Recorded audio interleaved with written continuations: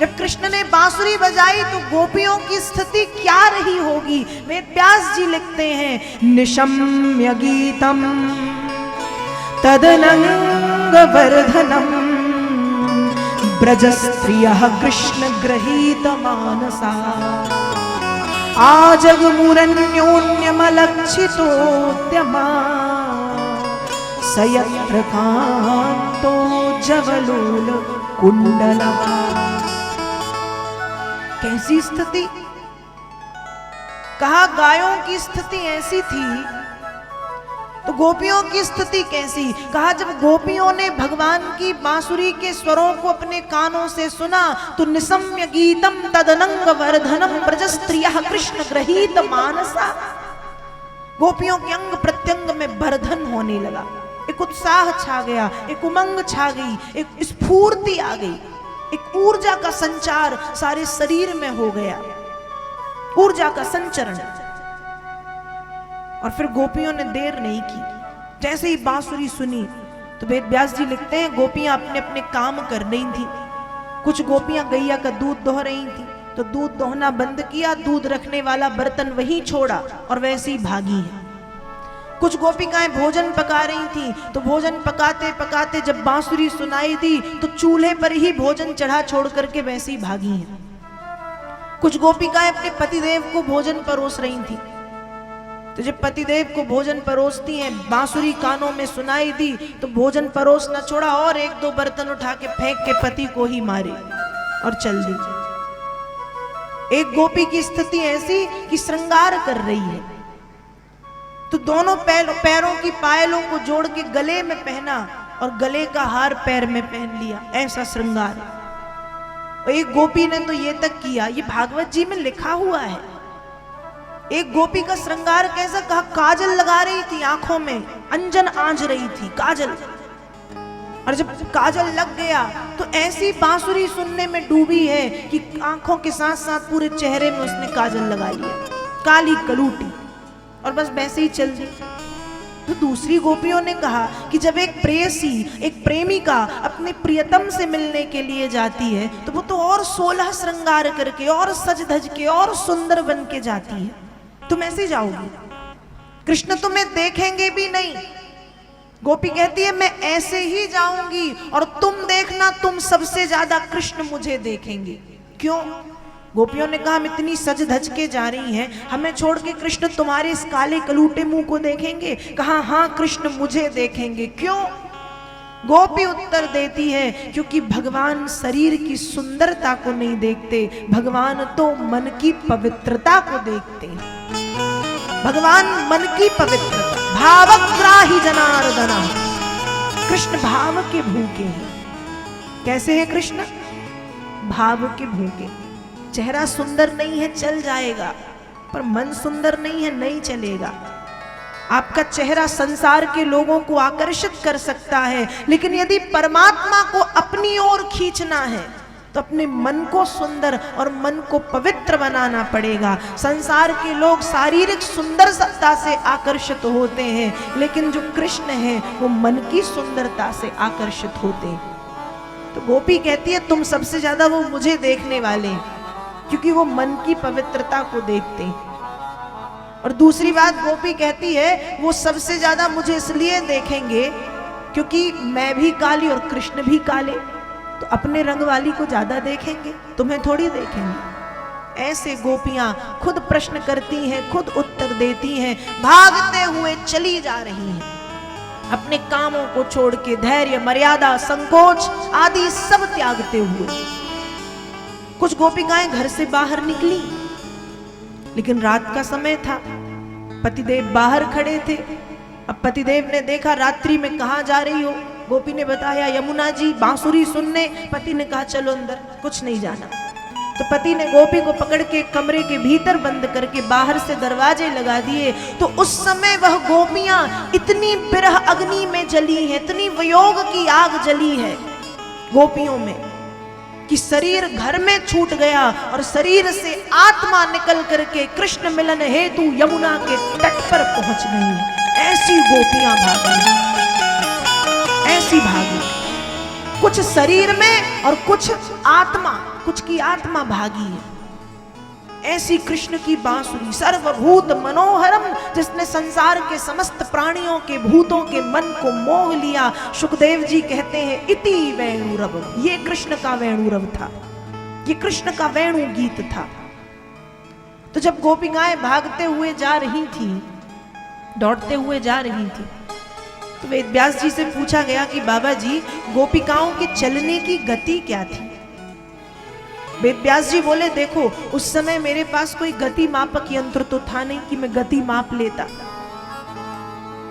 लेकिन जब गोपिकाएं भागते हुए जा रही थी तो जवलोल कुंडलहा, उनके कानों के कुंडल जोर जोर से हिल रहे थे। माताएं जब साधारण रूप से चलती हैं तो कानों के कुंडल नहीं हिलते। जब माताएं तेजी से चलती हैं, भागती हैं या हिलती डुलती हैं तो कानों के कुंडल भी हिलने लगते हैं। तो कहा गोपिकाओं के चलने की गति इतनी अधिक थी कि जवलोल कुंडलहा, गोपिकाओं के कानों के कुंडल आगे पीछे हो रहे हैं, हिल रहे हैं। धैर्य, मर्यादा, संकोच सब त्यागते हुए गोपिकाएं यमुना के किनारे पहुंचती हैं। और आज भगवान ने जब गोपियों को आते हुए देखा तो कृष्ण ने गोपियों को नहीं, कृष्ण ने ब्रज की विभूतियों को आते हुए देखा। इसलिए कृष्ण स्वागत करते हैं, स्वागतम भो महाभाग प्रियम किम करवाणि च ब्रजस्या नामयं कश्चित् ब्रूतागमन कारणम। कृष्ण कहते हैं स्वागतम भो, स्वागतम भो, स्वागतम भो, तुम्हारा स्वागत है, स्वागत है, स्वागत है। प्रियम किम करवाणि चो, हे प्रिय मैं तुम्हारे लिए क्या कर सकता हूं। भगवान स्वागत कर रहे हैं, क्यों? क्योंकि आज ब्रज की विभूतियों को आते हुए, ब्रज की शक्तियों को कृष्ण ने आते हुए देखा है। ये गोपियां कोई साधारण देवियां नहीं थी। दंडक वन की ऋषि पत्नियां, जब राम जी दंडक वन में पहुंचे तो दंडक वन की ऋषि पत्नियां कहती हैं कि प्रभु हम भी आपका दर्शन करना चाहते हैं। तो राम जी ने कहा इस समय तो मैं मर्यादा पुरुषोत्तम के रूप में हूं, लेकिन द्वापर में जब मैं पूर्ण 16 कलाओं के साथ पृथ्वी पर कृष्ण बनकर के आऊंगा तो आप सब गोपी बनकर के व्रज पहुंच जाना। तो दंडक वन की ऋषि पत्नियां गोपी बनकर के पहुंची हैं। जनकपुर की देवियां, जब राम जी जनकपुर पहुंचे हैं सीता स्वयंवर में, और जनकपुर की देवियों ने जब राम जी की अद्भुत सुंदरता को देखा है तो वे देवियां कहती हैं कि सरकार कभी हमें भी आपका सानिध्य प्राप्त हो। उनके भाव को प्रभु ने जाना और उनसे भी यही कहा कि द्वापर में जब कृष्ण बनकर के आऊंगा तो तुम गोपी बनकर के पधारना। दंडक वन की ऋषि पत्नियां, जनकपुर की देवियां और वेदों की ऋचाएं, 4 वेद हैं और 4 वेदों की ऋचाओं ने भगवान से प्रार्थना की है कि आपके स्वरूप का वर्णन तो शब्दों के माध्यम से बहुत किया है, लेकिन आपका दर्शन अब तक नहीं हुआ। तो भगवान ने कहा गोपी बनकर के पधारो। तो दंडक वन की ऋषि पत्नियां, जनकपुर की देवियां और वेदों की ऋचाएं गोपी बनकर के ब्रज में पधारी हैं। और आज इन सबको भगवान ने जब इकट्ठा आते हुए देखा है तो भगवान भी कहते हैं स्वागतम भो महाभागा प्रियम किम करवाणि चो, तुम्हारा स्वागत है, तुम्हारा स्वागत है, तुम्हारा स्वागत है। हे प्रिय मैं तुम्हारे लिए क्या कर सकता हूं। भगवान स्वागत करते हैं, प्रियम किम करवाणि चो। गोपियों का भगवान ने स्वागत किया है। अब जब गोपियां पहुंच गई भगवान के पास, जब गोपियां भगवान के पास पहुंच गई तो थोड़ी देर के बाद भगवान कहते हैं अरे गोपियों क्या तुम जानती नहीं हो पतिव्रता स्त्रियों का इस तरह से रात्रि में अकेले घूमना शोभा नहीं देता। तुम्हारे माता पिता, तुम्हारे भाई बहन, तुम्हारे पति, तुम्हारे बच्चे तुम्हें ढूंढ रहे होंगे, लौट जाओ, लौट जाओ। ये पतिव्रता स्त्रियों को शोभा नहीं देता। अब गोपियों ने पहले तो सुन ली बात, लेकिन फिर गोपियां कहती हैं कृष्ण एक बात बताओ। भगवान ने कहा पूछो। कहा कृष्ण एक बात बताइएगा, हमारे पतिदेव 8 दिन के लिए कहीं बाहर जाएं और हमें अपनी एक मिट्टी की मूर्ति देके जाएं और कहें कि इसी मिट्टी की मूर्ति की सेवा करो, इसके साथ रहो, इसे स्नान कराओ, इसी को भोजन कराओ, इसकी सेवा में लगी रहो, तो हमें क्या करना चाहिए? भगवान ने कहा पति की आज्ञा मान के वो काम करना चाहिए। गोपियां बोली ठीक।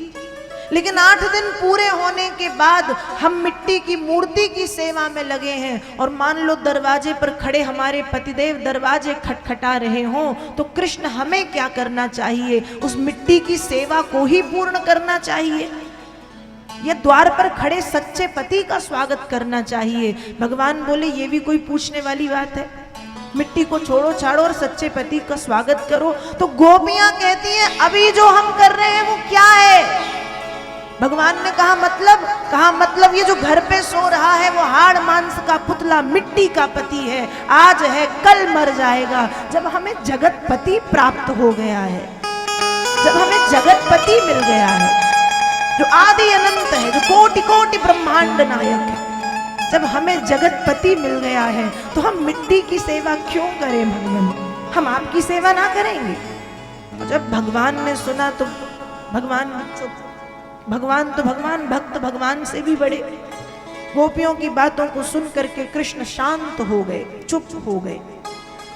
और फिर भगवान ने गोपियों के साथ रास लीला की है। हर 2 गोपी के बीच में एक कृष्ण है, एक गोपी एक कृष्ण, एक गोपी एक कृष्ण, एक गोपी एक कृष्ण। कृष्ण काले काले मेघों की तरह श्याम वर्ण के दिखाई दे रहे हैं और गोपियां उन मेघों के बीच में चमकने वाली बिजली की तरह स्वच्छ श्वेत धवल दिखाई दे रही हैं। रास लीला की